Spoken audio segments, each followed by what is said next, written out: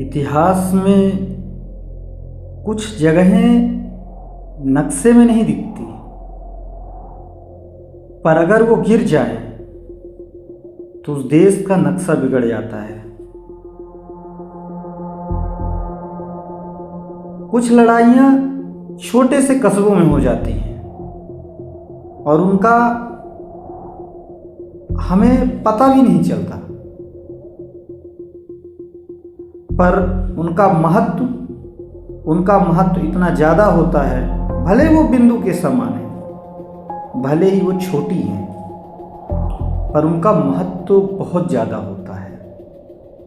इतना होता है कि अगर वो झुक जाए तो देश धुंधला पड़ जाए। और 1948 में भारत के लिए वो जगह थी नौशेरा। आज़ादी मिल चुकी थी। आज़ादी के बाद भारत अभी खड़ा ही होना सीख रहा था, अपने पैरों पे चलना सीख रहा था, विकास की ओर आगे बढ़ना सीख रहा था।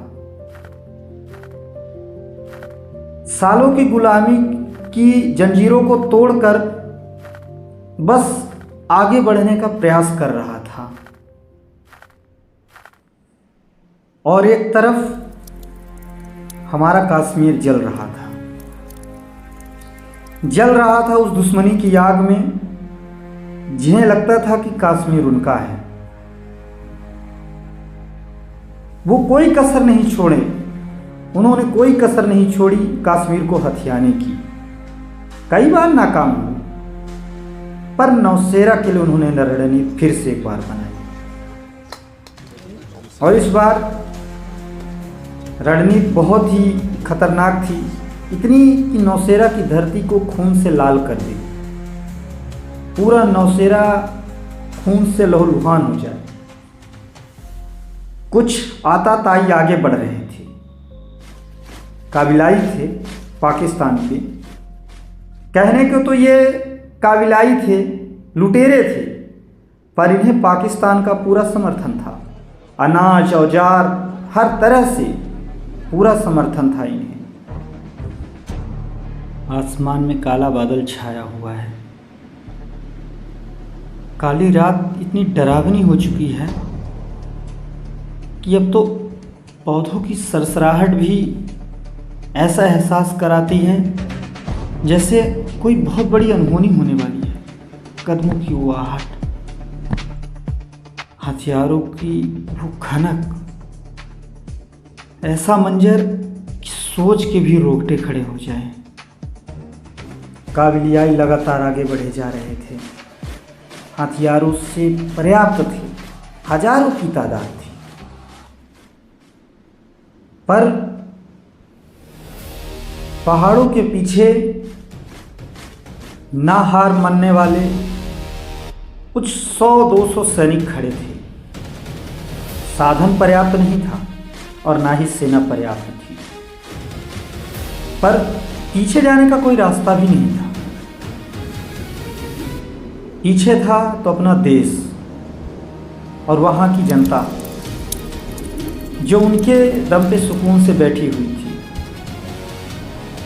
सुकून से जी रही थी। इन्हीं सबके बीच अचानक गोलियां लगनी शुरू हो गई, हमले होना शुरू हो गए चारों तरफ से। हमारी सेना घायल होने लगी, बंकर टूटने लगी। खून मानो मिट्टी में ऐसे मिल रहा था जैसे बरसात का पानी बह रहा हो। जवान घायल और हौसला टूट चुका था। तभी इसी बीच ब्रिगेडियर मोहम्मद उस्मान आते हैं और अपने सेना का हौसला बढ़ाते हैं और बोलते हैं कि हमें निकलना होगा। अब हमारे पास लड़ने के अलावा कोई दूसरा चारा नहीं है, हमें इनसे लड़ना ही होगा। हमारा देश खतरे में है। चारों तरफ धुंध था, पर यह लड़ाई अब जान की नहीं, आत्मसम्मान की थी, देश के भविष्य की थी। टूट पड़े हमारे जवान। युद्ध शुरू हुआ। मोहम्मद उस्मान गोली लेके आगे बढ़ते हैं। और तभी अचानक एक मोटार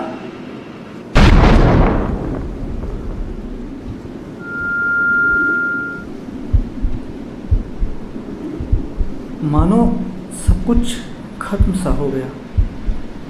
मोहम्मद उस्मान जमीन पे पड़े हुए हैं और सेना एक बार फिर से हताश।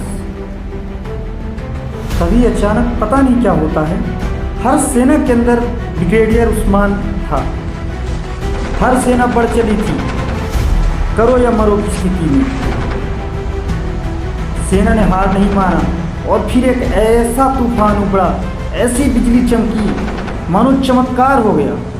हमारे उन चंद जवानों ने उन दुष्टों को भगा दिया। मोहम्मद उस्मान तो शहीद हो गए, साथ ही कई जवान देश के लिए कुर्बान हुए, पर हमारा देश बचा, नौशेरा को बचा लिया। एक मौत का काला साया हट चुका था। नौशेरा में फिर से सूरज निकला, नौशेरा की धरती फिर से चमकी। दोस्तों, ये सिर्फ कहानी नहीं है, ये उन वीर जवानों को श्रद्धांजलि है जिन्होंने नौशेरा की भूमि में 8 फरवरी 1948 को अपना खून पानी की तरह देश के लिए बहा दिया। दोस्तों, इस वीडियो पर आपका एक लाइक, एक शेयर उन वीरों के लिए श्रद्धांजलि होगी। धन्यवाद।